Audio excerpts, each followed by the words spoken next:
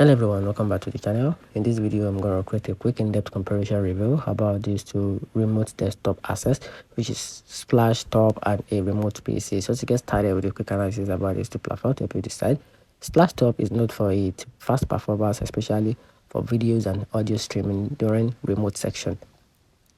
It's ideal for business educators and a creative who need a low latency access to high resolution desktop. It supports multi-monitor setup, file transfer, remote printing, and offer a strong security with two-factor authentication. The platform is clean, mobile access is smooth, and the price is affordable, especially for teams.